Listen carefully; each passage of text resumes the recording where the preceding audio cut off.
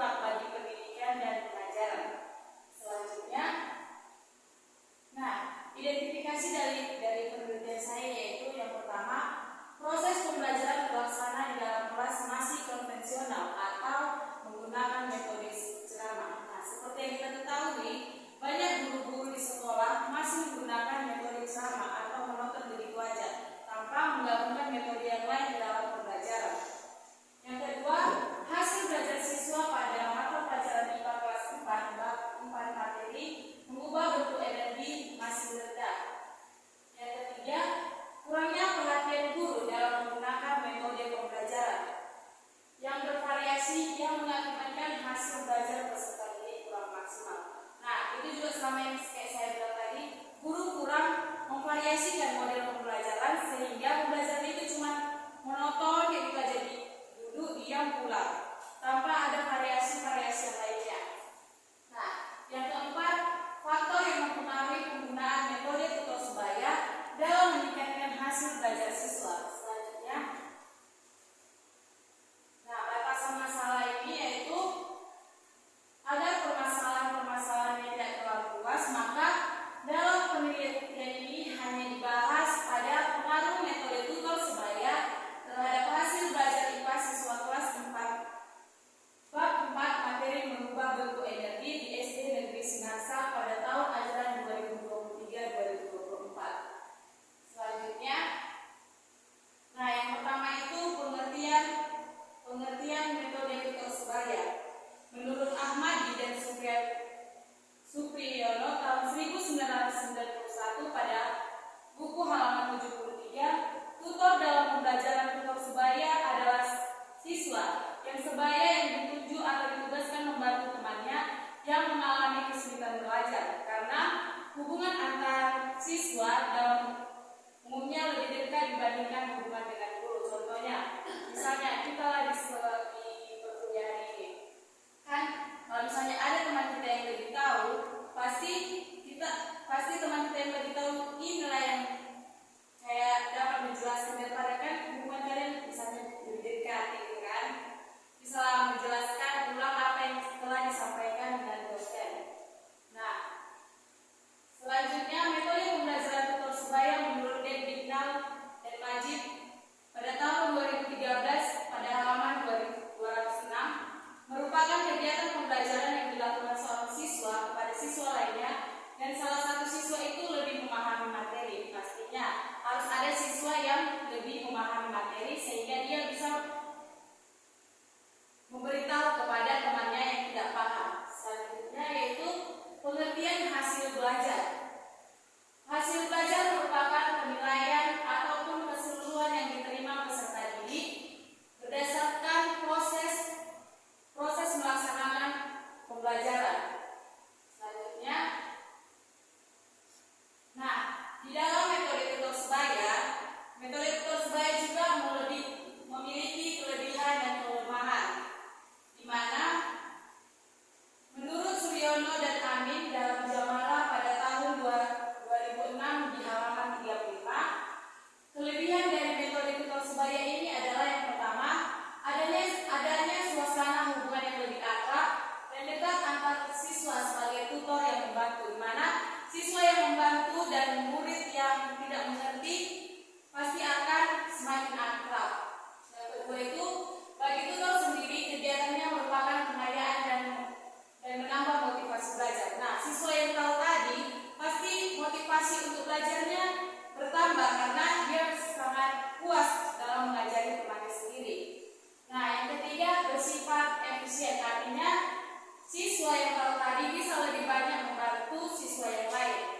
Yang keempat, dapat meningkatkan rasa tanggung jawab atas kepercayaan. Dan yang selanjutnya, tutor sebaya juga memiliki kelemahan. Yang pertama itu ada siswa yang dipilih sebagai tutor sebaya dan berprestasi belum tentu mempunyai hubungan baik dengan siswa yang dibantu. Maksudnya di sini yaitu siswa yang memiliki pengetahuan belum tentu dia memiliki hubungan baik atau belum tentu dia mau menyampaikan materi itu kepada temannya karena dia tidak dekat dengan temannya yang tidak tahu itu. Nah, yang kedua itu siswa yang dipilih sebagai tutor sebaya belum tentu bisa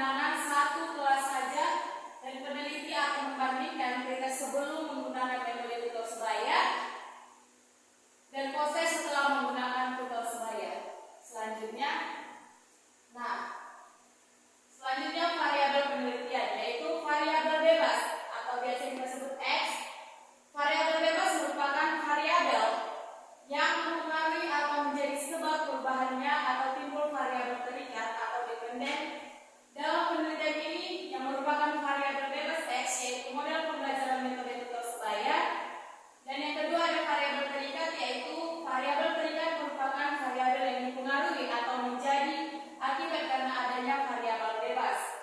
Dalam penelitian ini yang menjadi penilaian terikat yaitu hasil belajar. Selanjutnya, teknik untuk pengumpulan data dalam penelitian ini yaitu berdasarkan tes dan dokumentasi. Instrumen penelitiannya ada uji validitas, uji reliabilitas, uji tingkat kesukaran, dan uji daya pembeda. Selanjutnya yaitu teknik analisis datanya menggunakan uji normalitas, uji homogenitas, dan uji hipotesis. Baiklah, sekian pemaparan dari judul penelitian saya. Bila ada salah kata saya mohon maaf. Terima kasih, saya kembali kepada moderator. Baik, itu tadi hasil pemaparan dari Selamat Biologi dengan penelitian yang tadi kita ini.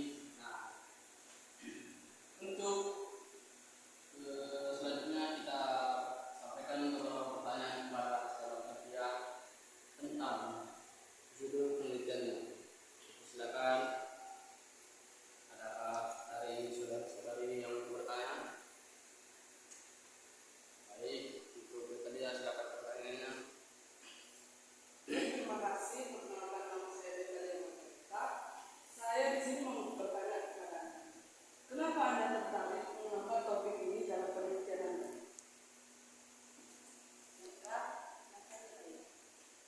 Baiklah, saya akan menjawab pertanyaan dari Natalia. Kenapa saya tertarik mengangkat judul penelitian ini?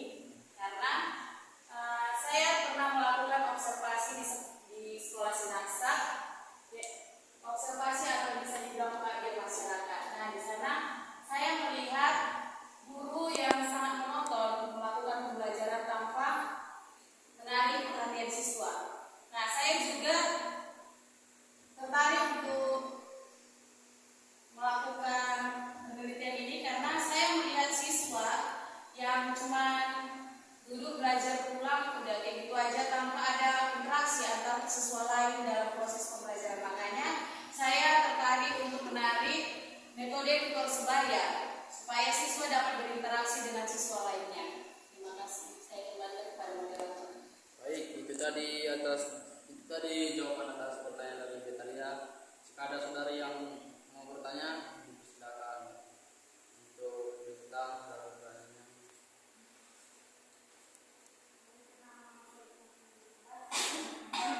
Mengapa Anda memilih metode tutor sebaya sebagai metode dalam pendidikan? Baiklah, terima kasih atas pertanyaan saudari Bintang. Saya akan menjawab mengapa saya memilih metode tutor sebaya. Nah, seperti yang saya bilang tadi, karena saya melihat kurangnya interaksi antar siswa dalam proses pembelajaran. Nah, disitulah saya berpikir menggunakan metode tutor sebaya untuk penelitian saya, dikarenakan metode tutor sebaya juga menjalin interaksi antar siswa, maka mereka semakin akrab untuk bersama-sama belajar. Terima kasih, saya kembali kepada moderator. Baik, itu tadi hasil jawaban dari Stella terhadap pertanyaan Bintang. Nah, untuk pertanyaan selanjutnya, kata baik untuk saudari Sentina dan pertanyaannya.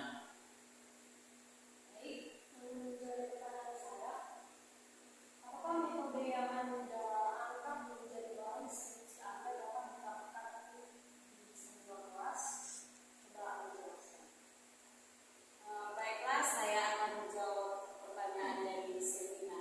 Nah, sebetulnya metode tutor sebaya ini bisa diterapkan di setiap kelas karena kan ini antar interaksi juga.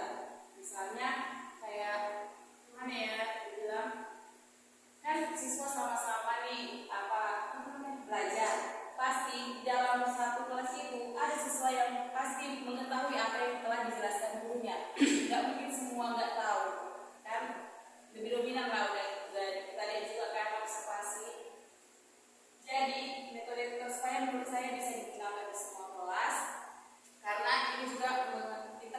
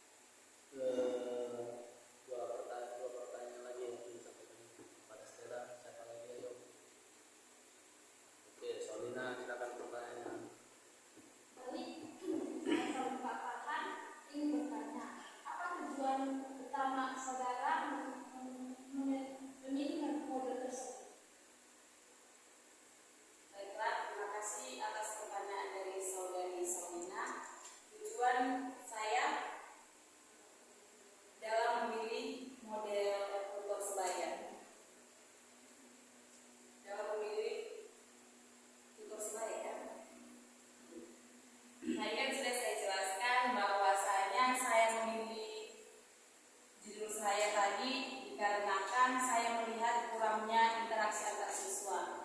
Maka dari itu saya berpikir untuk bagaimana cara proses pembelajaran agar siswa-siswi tetap saling berkomunikasi, saling berinteraksi untuk belajar. Nah, dari situ saya mengangkat untuk menggunakan tutor sebaya karena dapat menjalin interaksi antar siswa. Terima kasih. Saya kembali kepada moderator. Baik, itu tadi hasil jawaban dari Stella terhadap pertanyaan Saudina. Untuk pertanyaan selanjutnya,